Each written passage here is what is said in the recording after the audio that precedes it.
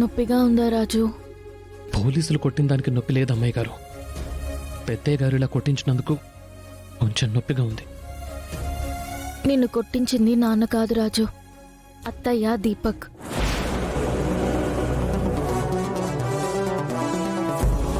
నువ్వు బయటికొస్తే ఈ పెళ్లి ఎలా అయినా ఆపుతావనే భయంతోనే నిన్నిలా కొట్టించారు.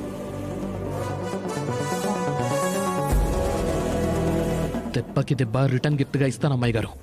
ఏ పెళ్ళైతే నేను ఆపుతానని భయపడి నన్ను కొట్టించారో ఆ భయాన్ని నిజం చేస్తాను అమ్మాయి గారు. నాకు కూడా ఇలానే అనిపిస్తోంది రాజు, కానీ నిన్నీ పరిస్థితుల్లో ఇబ్బంది పెట్టడం నాకిష్టం లేదు. నువ్వు రెస్ట్ తీసుకో రాజు, ఈ పెళ్లిని ఎలా ఆపాలో నేను ఆలోచిస్తాను. వద్దమ్మాయి గారు, ఇప్పటికే మీరు పింకీ విషయంలో నాకు సాయం చేసి పెద్దయ్య గారికి దూరం అయ్యారు.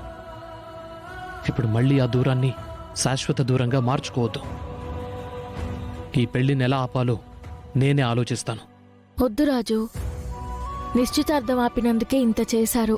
ఇప్పుడు పెళ్లిని ఆపాలని ప్రయత్నిస్తే ఇంకెంత చేస్తారో అని భయంగా ఉంది రాజు.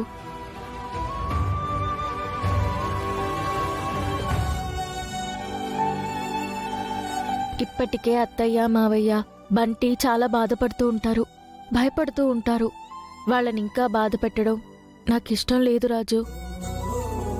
ఆ రోజు నేను చేసిన చిన్న పొరపాటు వల్ల మందారంకి ఈ పరిస్థితి ఎదురైంది. ఇప్పుడు ఆ పొరపాటుని సరిదిద్దుకునే అవకాశం వచ్చింది. సరిదిద్దుకుంటాను. మందారంకి అన్యాయం జరగకుండా అడ్డుకుంటాను రాజు. ఎలా అడ్డుకుంటారమ్మాయి గారు? మీ దగ్గర ఏమైనా ఐడియా ఉందా?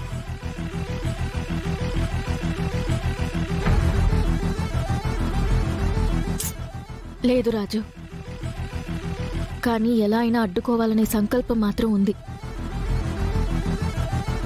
నిశ్చితార్థం ఆపేశాం కాబట్టి వాళ్ళు చాలా జాగ్రత్తగా ఉంటారమ్మాయి గారు. కొత్త వాళ్ళని లోపలికి రానివ్వరు. కాబట్టి నేను లోపలికి రావటం జరగని పని.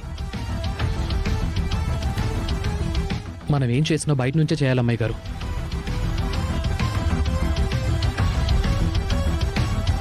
అయితే ఒక పని చేద్దాం రాజు.